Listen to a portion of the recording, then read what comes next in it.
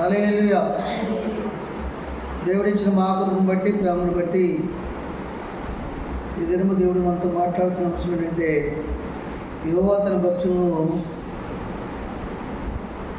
భక్తులను శిక్షించుట దేవునికి ఇష్టం. తన భక్తులను శిక్షించుట దేవునికి ఇష్టమనే అంశాన్ని దేవుడు మనతో మాట్లాడుతున్నాడు. ఎవరిని శిక్షించుట ఆయనకి ఇష్టము? ఆయనకి ఇష్టమైన భక్తులను శిక్షించుట ఆయనకి ఇష్టమని అంశం మన జ్ఞాపకం చేస్తున్నాడు. ఎవరు ఆయనకి ఇష్టలు, ఎవరు ఆయనకి ఇష్టలని మనం తలంచినట్లయితే, సర్వోన్నతమైన స్థలంలో ఉన్నటువంటి దేవునికి, ఆయన నామానికి మహిమార్థమై జీవిస్తూ ఈ లోకాన్ని దాని ఆశను విడిచిపెట్టి దైవ చిత్తానుసారంగా జీవించేవారు, వారికి భూమి మీద సమాధానం కలుగును గాక దేవుని వాగ్దానం మనకు ఉంది కనుక అట్టి వారికి దేవుడు ఇష్టలై ఉన్నాడు. అలాగే దేవునికి వారు కూడా ఇష్టలై ఉన్నారు కనుక అట్టి వారికి దేవుడట శిక్షించి తనకు ఇష్టమై ఉందట. దేవుని స్తోత్రం. హల్లెలూయా. సమయంలో చూడండి, మనం కూడా మనకి ఒక 2-3 కుమారులు కలిగి ఉన్నారనుకోండి. ఒక అబ్బాయి చెప్పిన మాట వింటలేదు, ఎప్పుడు కూడా సరిగ్గా చదువుకోడు, మనకు అందుబాటులో ఉండడు. అట్టి వారి కోసం ఏ తండ్రి కూడా ప్రత్యేకమైన శ్రద్ధ చూపరు. మరి ఏ కుమారుడైతే వాళ్ళ మాట వింటూ బాగా చదువుకుంటూ వారు ఖర్చు చేసిన దానికి లాభాన్ని చూపిస్తూ మంచిగా మార్కులు తెచ్చుకుంటూ పై తరగతులు వెళ్తూ తల్లిదండ్రులు మంచి పేరు తీసుకొస్తూ కాలేజీలో, స్కూళ్ళలో, అలాగే ఇంట్లో చెప్పిన మాట వింటూ తల్లిదండ్రులకు విధేయులు ఎవరైతే ఉంటారో అట్టి వారంటే ఆ తల్లిదండ్రులకి చాలా ఇష్టమా కదా? ఇష్టమండి.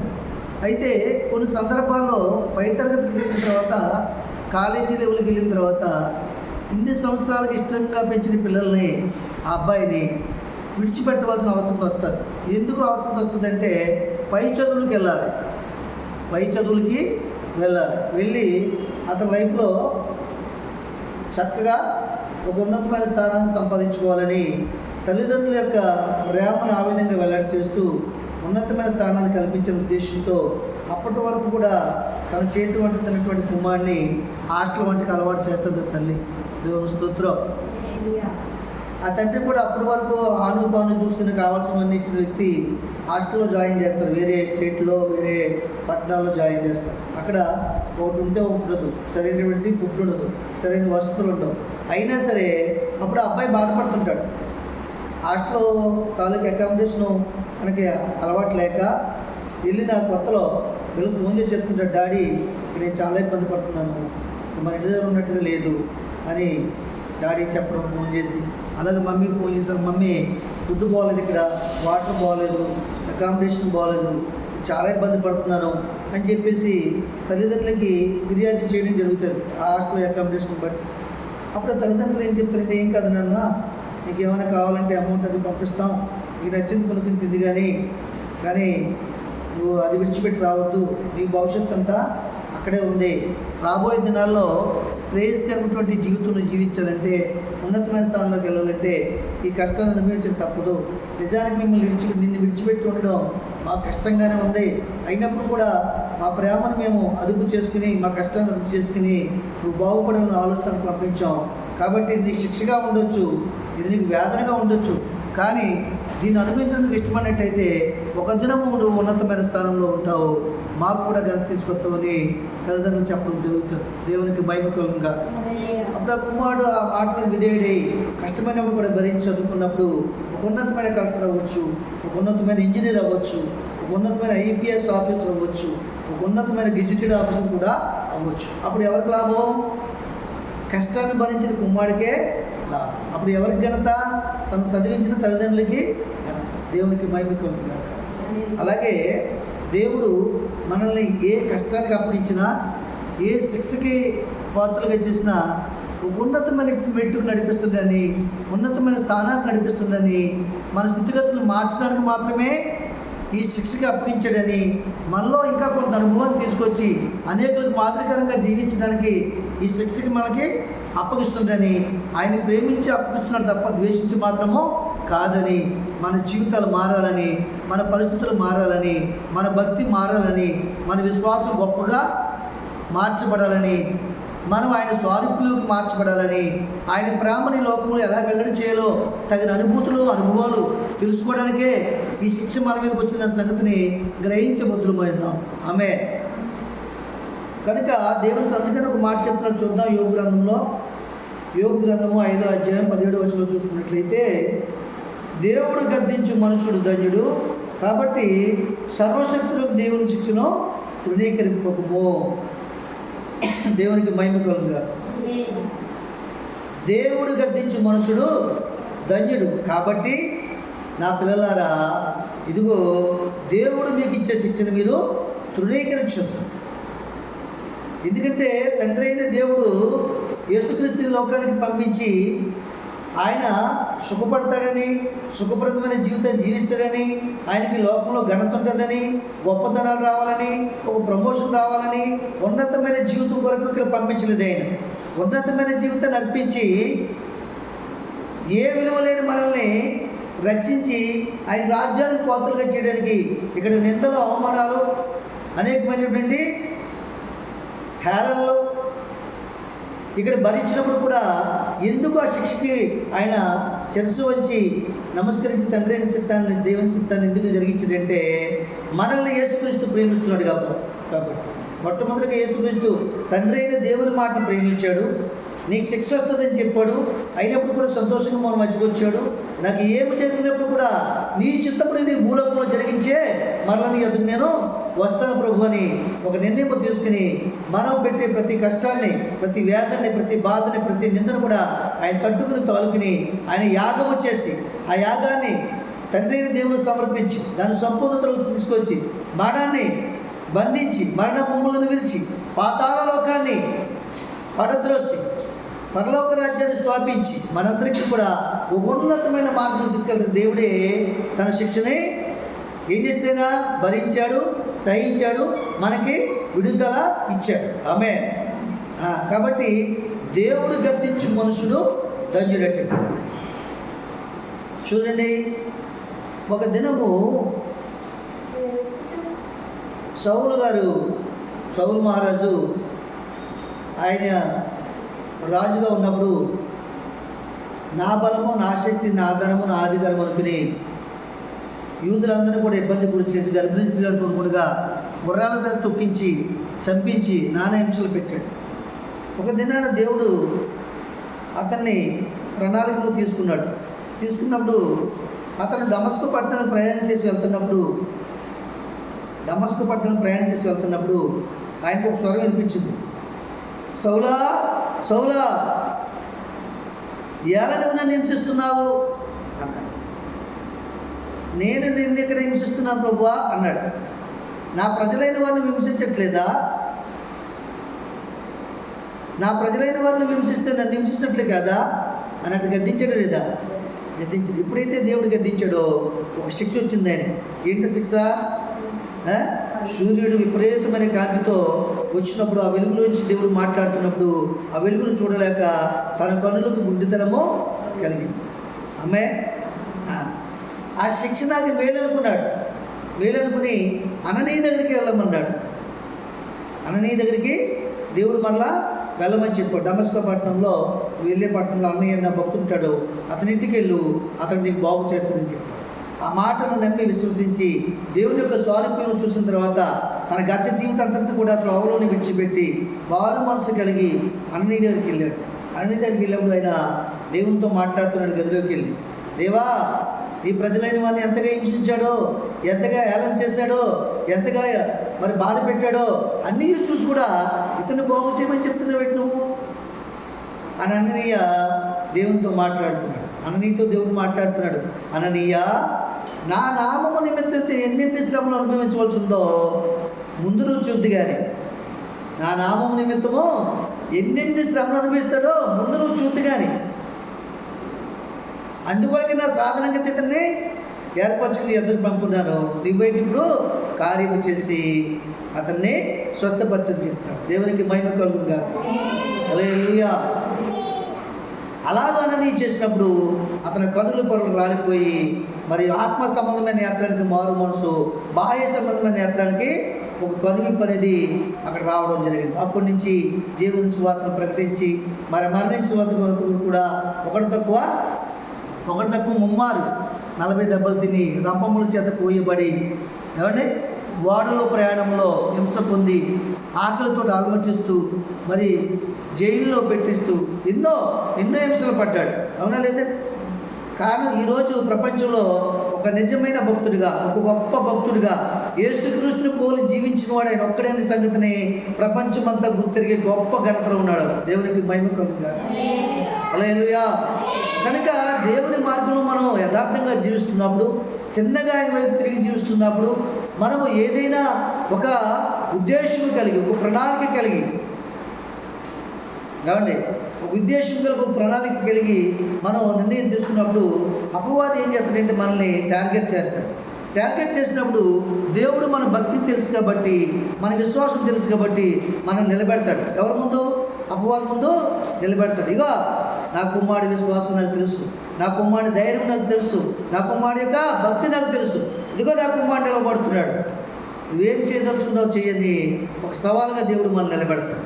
ఏమండి నిలబెట్టినప్పుడు అప్పుడు అతను కూడా సవాలుగా తీసుకుంటాడు. ఎవరు? అపవాది కూడా సవాలుగా తీసుకుంటాడు. ఏం చేస్తే వీడు కృంగిపోతాడు, ఏం చేస్తే తన భక్తుడు కృంగిపోతాడు, కృంగిపోయి ఈ దేవుడి మీద తిరుగుబాటు చేస్తాడు అనేటువంటి ప్లాన్ చేసుకుంటాడు. నా జీవితంలో చూసుకున్నట్లయితే పిల్లరా, నిజముగా ఎన్నో శ్రమలు. నా పేరు కూడా పౌలు గారు అంత గొప్పవాడు కాదు కానీ నేను అయినప్పుడు కూడా ఆ నామము ధరించాను కాబట్టి, యేసుక్రీస్తు నామంలో పిలువబడ్డాను కాబట్టి, సేవకుడుగా మరి ఆయన పిలుచుకున్నాడు కాబట్టి 20 ఏళ్ల క్రితమే నా జీవితంలో అనేక మరి శ్రమలండి. మొట్టమొదటిగా మరి ఇక్కడికి సేవలోకి వచ్చినప్పుడు మరి స్వగ్రామ పెద్దలను బట్టి శ్రమలు, బంధువులు బట్టి శ్రమలు, మందిరము కట్టొద్దని, మైక్ పెట్టొద్దని, మైక్ పెడితే మరి నిన్ను మందిరము కూలగొడతామని గుణపాలు పట్టుకొచ్చి యుద్ధములు చేసి కొట్టడానికి వచ్చి, ఏమండి మందిరం ప్లేస్లో గోళ్ళను కట్టేసి పేడ వేయించి పాకలు కూలగొట్టించి రకరకాలుగా చేసి రేపు కేసులు పెట్టి, ఏమండి 3 రోజులు పోలీస్ స్టేషన్లో పెట్టారు. దేవుని స్తోత్రం. 3 రోజులు పోలీస్ స్టేషన్లో పెట్టారు. నేను ఏం చేశాను తెలుసా? పౌలు గారి యొక్క అనుభవం తీసుకుని ఆ పోలీస్ స్టేషన్లో పాటలు పాడుచు నేను ఆనందించాను తప్ప, ఎందుకు నేను వైజాగ్ నుంచి ఇక్కడికి ఎందుకు రావాలి, వారం ఈ ప్రజల కొరకు ఎందుకు ప్రయాసపడాలి, నా వారే నా మీద తిరగబడుతున్నారు, నా గ్రామ ప్రజలే నా మీద తిరుగుబాటు చేస్తున్నారు, ఇలాంటి శిక్షకు గురి చేశారు, నా మీద రేపు కేసు పెట్టారు, నన్ను పోలీస్ స్టేషన్లో పెట్టారు, ఎందుకు ఇదంతా నాకు నేను అనుకోలేదు, ఇదంతా దైవ చిత్తం అనుకున్నాను. దేవునికి మహిమ కలుగుగా. దేవుడు నన్ను బలపరచడానికి, ఇక్కడికి యోధునిగా చేయడానికి, వాళ్ళ ముందే గొప్ప సాక్షిగా నిలబెట్టడానికి మాత్రమే ఈ యొక్క శ్రమ నాకు వచ్చిందని పాటలు పాడుచుండగా 2 దినాలు పాటలు పాడుకున్నాను పోలీస్ స్టేషన్లో. మరి ఇక్కడ మరి క్రిస్టియన్ యూనిటీ ఉంది ఈ మండలంలో, పీగనవరం మండలంలో. నేను ఎవరికి కూడా ఫోన్ చేయలేదు. అయినప్పుడు కూడా మరి ఆంధ్ర యూనివర్సిటీ వైజాగ్ ఉన్నటువంటి నా ప్రొఫెసర్ ఫ్రెండ్ ఆయన మరి ఇక్కడ గంటి గ్రామంలో ఉన్నటువంటి మరి ఆనంద శాస్త్రి గారిని ఒక లాయర్ గారికి ఫోన్ చేసి ఆయన నా దగ్గరికి పంపించారు. గన్నవరం పోలీస్ స్టేషన్లో నా ఫ్రెండ్ సేవకు ఉన్నాడు, ఇలాగ పలానా అమలాపురం ప్రజల ప్రాంతం వెళ్ళి పరిచయం చేస్తుంటే ఆయన పరిచయం చేయదని ఇబ్బంది పడుతున్న అక్కడ ప్రజలు, కాబట్టి ఆయన పోలీస్ స్టేషన్లో పెట్టారు. అతని గురించి మీరు తెలుసుకుని పంపించాను. ఆనంద శాస్త్రి గారు నా దగ్గరికి వచ్చినప్పుడు ఇక్కడ పౌల్ గారు అనే పాస్టర్ గారు వైద్యం తెచ్చి పరిచయం చేస్తున్నారట. ఎవరైనా పెంచేటప్పటికి నన్ను పిలిచారు పోలీసు. నేను వెళ్ళి ఆయన కలిశాను. ఏం జరిగింది అన్నాడు. జరిగిందంతా చెప్పినప్పుడు ఆయన వెంటనే ఒక పిటిషన్ రాసి దాని మీద సంతకం పెట్టమన్నారు. పెట్టారు. ఆ పిటిషన్ రిటర్న్ పిటిషన్కి వేసినప్పుడు అది ఏమైందంటే మరి ఈయన పరిచర్యను ఆటంకపరుస్తున్నారు, ఈయన 10 మందికి మంచి చేయాలనుకుంటే ఈయన ఆత్మీయంగా హత్య చేయాలనుకుంటున్నారు ఇక్కడ ప్రజలు, ఈయన పరిచర్యను ఆపేయమంటున్నారు, లేకపోతే ఆయన మరణానికి అప్పగిస్తానంటున్నారు, మందిరము కూలగొడతానంటున్నారు, దౌర్జన్యం చేస్తారని చెప్పేసి ఆయన కేసు పెట్టినప్పుడు అది హిందూ ముస్లిం క్రిస్టియన్ రిలీజన్ కేసు అయిపోయింది. దేవునికి మహిమ కలుగుగా. ఎప్పుడైతే అయిపోయిందో ఆ పెట్టిన వారి మీద మరి బెయిల్కి ఒక్కొక్కరికి 2 లక్షలు 3 లక్షలు బెయిల్ అడిగారు. అప్పుడు వాళ్ళు రాజీకి వచ్చారు. ఏమంటే మీరు ఎన్నాలైనా మైక్ పెట్టుకోవచ్చు, మీరు ఎన్నాలైనా ప్రార్థన పెట్టుకోవచ్చు, ఈ రోజు నుంచి మీకు మేము ఆటంకంగా ఉండమని చెప్పేసి ఎవరైతే మన మీద కేసు పెట్టారో వాళ్ళు ఏం చేశారంటే తిరిగి రాజ్యకు వచ్చి పోతవరం పంచాయతీ ద్వారా కానీ ముంగండపాలెం పంచాయతీ ద్వారాగా అప్పుడు పోతవరం ప్రెసిడెంట్ ముంగండ శ్రీరామూర్తి గారు, అప్పుడు ముంగండపాలెం ప్రెసిడెంట్ సిరా పుల్లయ్య గారు, ఏమండి వీళ్ళ ఎదుగురి సమక్షంలో అప్పుడు నేను ఇక్కడ మండలంలో ఉన్న క్రిస్టియన్ యూనిట్ని పిలిచారు, ప్రెసిడెంట్ని వాళ్ళని కూడా పాస్టర్లందరినీ పిలిచారు. వారి సమక్షంలో ఒక లెటర్ రాసిచ్చారు, మనకి ఒక అగ్రిమెంట్ రాసిచ్చారు. మన పిల్లలందరూ కూడా ఈ పరిచర్యను ఆటంకపరచమని గ్రామ పెద్దలు ఆ ఫిర్యాదు చేసే వాళ్ళందరూ కూడా. అప్పటి నుంచి ఇప్పుడు వరకు మనకు ఆ లెటర్ ఉంది. ఏమండి అలాగే దేవుడు ఏం చేశాడు, ఇక ఎప్పుడు ఆటంకం కలగకుండా గొప్పగా దేవుని నామాన్ని మహిమపరుచుకున్నాడు. దేవునికి మహిమ కలుగుగా. ఆ తర్వాత సంవత్సరానికి 3 రోజులు మీటింగ్లు పెట్టేవాళ్ళం, ఇక్కడ మీటింగ్లు పెట్టేవాళ్ళం, క్రిస్మస్లు చేసాం, ఎన్నెన్నో కార్యక్రమాలు చేసాం 20 ఏళ్ళలో. ఎప్పుడు ఎవరు కూడా ఆటంకపరచలేదు. తర్వాత ఈ మందిరాన్ని ప్రేమించారు. ఎవరైతే ఆటంకపరిచారో వాళ్ళే మారారు, వారు దేవుణ్ణి నమ్ముకున్నారు. ఈ గ్రామంలో ఇంచుమించుగా 100%లో 80% దేవుని పిల్లలు అయ్యారు. దేవునికి మహిమ కలుగుగా. నిజంగా ఆ రోజే కనుక ఆ శిక్షణ మనం తృణీకరించి భయపడిపోయి మనం ఇక్కడ రావడం ఆగిపోయామనుకో, ఇక్కడ మందిరం కట్టబడినా, ఇక్కడ పరిచర్య స్థిరపరచబడినా, 20 ఏళ్ల పరిచర్య ఇక్కడ జరగదు. ఆమేన్. కాబట్టి దేవుని శిక్షణ ఎప్పుడు కూడా మనం తృణీకరించుకుంటాం. ఆ తదుపరి ఏం జరిగిందంటే ఆ తర్వాత జరిగిన సందర్భం ఏంటంటే శిరీష కాలేజీ చదువుతుంది. సరే కొన్ని ఎగ్జామ్స్ అయ్యి కొంతకాలం గడిచిన తర్వాత శిరీష ఏం చేసిందంటే కాలేజీకి వెళ్ళేటప్పుడు పట్టుకెళ్ళి క్యారేజ్ తినకుండా మన ఫ్రెండ్స్ తాలూకా తెచ్చిన పప్పలు, లేస్ ప్యాకెట్లు, పప్పుండ్లు ఇవన్నీ తినేసి కాలం గడిపేసి అన్నం తినేవాడు కాదు. దానివల్ల శిరీషకి ఏమొచ్చిందంటే పేగు ట్యూబ్ వ్యాధి వచ్చింది. ఏమొచ్చింది? పేగు ట్యూబ్ వ్యాధి వచ్చిందండి. పేగు ట్యూబ్ వ్యాధి వస్తే చాలా బలహీనం అయిపోయింది, మరి ఎండిపోయింది బాగానే, చాలా చనిపోయిన స్థితిలోకి వచ్చేసింది. దానితో దెయ్యాలు కూడా పట్టుకున్నాయి. 3 దెయ్యాలు పట్టుకున్నాయి శ్రీసరి. పట్టుకుని అవేం చెప్తున్నాయంటే నువ్వేం చెయ్యు, ఏం చెందు, మేము నీ కుమార్తెను చంపుకుని తీసుకెళ్ళిపోతాం అని చెప్తున్నాయి. ఎలా చెప్తున్నాయంటే, ఎలా భయపడుతున్నాయంటే శ్రీసని 3 దెయ్యాలు ఒకేసారి ఆమె మీద దిగడం. ఆమె డాడీ చచ్చిపోతున్నాడు, చంపేస్తున్నాడు డాడీ అంటాం. నాతో నేను ప్రార్థన చేస్తే అవి వెళ్ళిపోవడం. మళ్ళీ ఈ చిటికిన వేలు పట్టుకుని వెళితే డాడీ నొప్పి వస్తుంది డాడీ అనేది, అంటే అవి తప్పుకునేవి. తర్వాత మళ్ళీ ఒక అరగంట పోయాక మళ్ళీ వచ్చి చేడిపించి అలాగా చంపుకొని తీసుకెళ్ళిపోతానంటే 4 రోజులు నా పక్కన పడుకోబెట్టి నా కూతుర్ని ప్రార్థన జీవితంతో విశ్వాసంతో నా తండ్రిని దేవుని కృపను బట్టి కాపాడుకున్నాను. దేవుని స్తోత్రం. తర్వాత ఈ దెయ్యాలైతే కొంచెం ఎడంగా ఉన్నాయి. తర్వాత వ్యాధి బాగా ఎక్కువైపోతే అమలాపురం హాస్పిటల్లో పెట్టాం. అక్కడ ఇంచుమించు 50,000 ఖర్చు పెట్టాం, అక్కడ కూడా తగ్గలేదు. తర్వాత రాజుల ఎండి గారి హాస్పిటల్లో పెట్టాం, అక్కడ కూడా తగ్గలేదు. ఇక చనిపోయే స్థితికి వచ్చేసింది అనమాట. ఆ టైంలో సరే ఇంటికి తీసుకొచ్చేసి వైజాగ్ తీసుకెళ్ళాలనుకున్నాం. దేవునికి మహిమ కలుగుగా. వైజాగ్ తీసుకెళ్ళాలనుకునేవాడిని. వైజాగ్ తీసుకెళ్ళాలనుకున్నప్పుడు సరే ఇక రేపు ఎల్లుండి ఆదివారం ఉంది కదా, ఆ ఆదివారం చూసుకుని వెళ్దాం అనుకున్న తర్వాత సరే ఆదివారం రానే వచ్చింది. ఆదివారం ముందు శుక్రవారం, శనివారం కూడా చాలా విపరీతంగా భయానికి గురి చేసే రాత్రిపూట్లు దెయ్యాలు. అయితే బాగా మేము ప్రార్థన చేస్తాం, దేవుని మీద ఆధారపడి కన్నీటి ప్రార్థన చేసినప్పుడు ఆదివారం ఆరాధనలో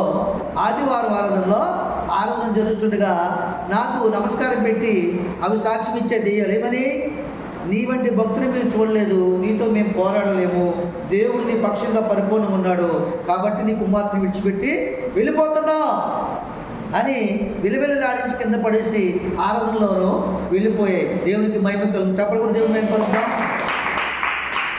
ఆ తర్వాత ఆదివారం సాయంత్రం మేము హాస్పిటల్ తీసుకెళ్ళాలని ఒక ఆలోచన వచ్చింది. బలహీనమైపోయింది బిడ్డ బాగా.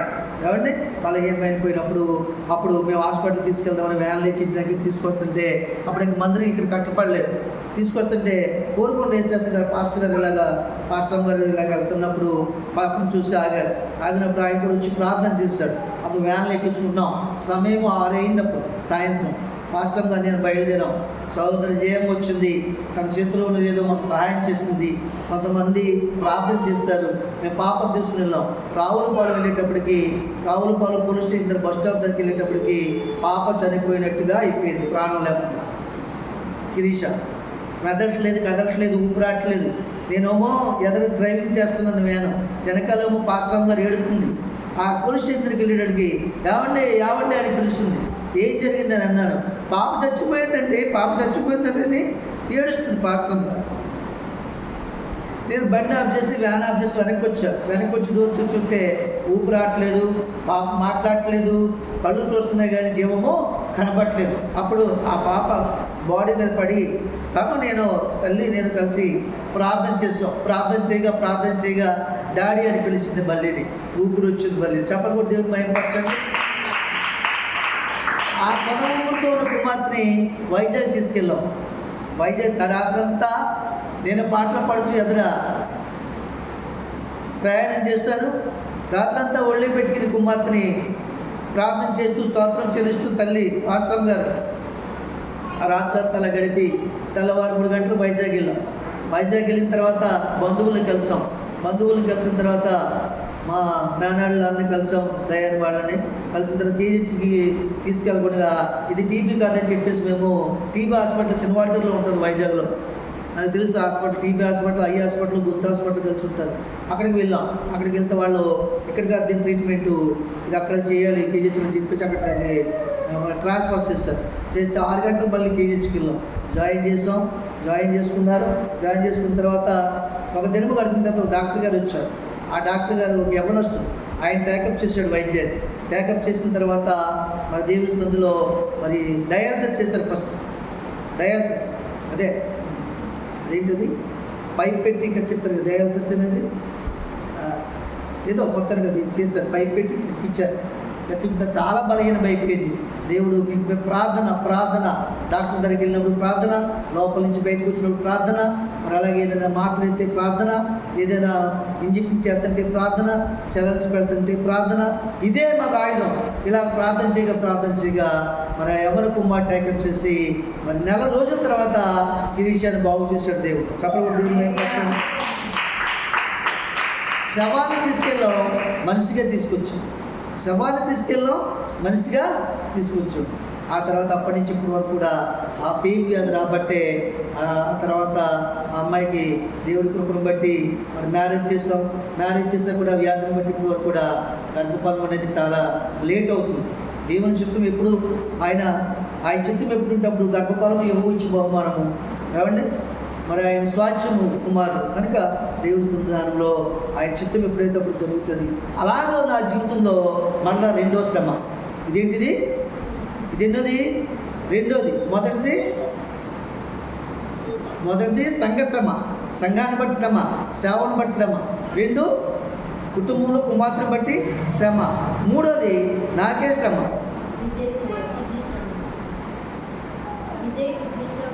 తర్వాత 3వది విజయ్ కిడ్నీ స్టోన్స్ భరించలేనంత బాధ.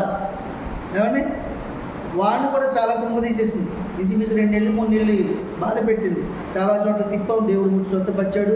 ఆఖరికి ఆ రాళ్ళు ప్రార్థన త్వరగా పడిపోవడం జరిగిందండి. ఆ తర్వాత నాకు మళ్ళీ కిడ్నీ స్టోన్స్, భరించలేని బాధ. పాపవాడు పేపర్కి వెళ్ళి కొట్టేటువంటి వాడు. ఏమండి, అప్పుడు నేను ఒక్కడనే బండి వేసుకుని వెళ్తే ఆ బండి వేసుకుని వచ్చేటప్పుడు మళ్ళీ నేను సిమెంట్ రోడ్డు మీద పడిపోవడం కూడా జరిగింది. అలాంటి పరిస్థితులు ఎదుర్కొన్నాం. ఇది అబ్బాయికి శ్రమ, అది అమ్మాయికి శ్రమ. దేవుని స్తోత్రం. ఆ తర్వాత 4వది ఇప్పుడు 2020వ సంవత్సరం 17వ తారీఖు నాడు. అంతకుముందే 10 రోజుల నుంచి నీరసంగా ఉన్నాను అంతకుముందే. ఆ తర్వాత 17వ తారీఖు ముమ్మరం చేస్తున్నారు. 17వ తారీఖు 2020వ సంవత్సరం 4వ నెల 5 నెలలు గుర్తులేదు నాకు. 17వ తారీఖు ముమ్మరం చేస్తున్నాను. అప్పుడు ఆ రోజు అంటే ముందు రోజు ఫ్రైడే వాకింగ్ చెప్పాను, సన్నిధిలోకి వెళ్ళి. మరుసటి రోజు శనివారం ముమ్మరం చేసి ఇక విపరీతమైన నొప్పి, ఆయాసం, దగ్గు భరించలేకపోతున్నారు. అప్పుడు విజయని పిలిచి హాస్పిటల్కి తీసుకెళ్ళమని చెప్పాను. అమలాపురం హాస్పిటల్కి తీసుకెళ్ళిన తర్వాత శ్రీనిధి హాస్పిటల్కి తీసుకెళ్ళారు. అక్కడ తీసుకెళ్ళిన తర్వాత 5,000 కట్టించుకున్నారు. 5,000 కట్టించుకుని బ్లడ్ తీసి రక్త పరీక్ష పెడితే మరి అక్కడ మళ్ళీ స్కానింగ్ పంపించారు. సాయిరామ స్కానింగ్ అక్కడ పంపిస్తే హార్ట్ స్కానింగ్ తీశారు. తీసినప్పుడు కరోనా ఫుల్గా హార్ట్కి వచ్చేస్తుంది, చనిపోయే పరిస్థితులు ఉన్నారని ఆ యొక్క స్కానింగ్ ద్వారా తెలిసినప్పుడు శ్రీనిధి హాస్పిటల్కి వచ్చాం. అక్కడ చూపిస్తే వాళ్ళు 5 లక్షలు కట్టమన్నారు. 5 లక్షలు కాదు కదా, 10,000 కూడా లేదు మా దగ్గర.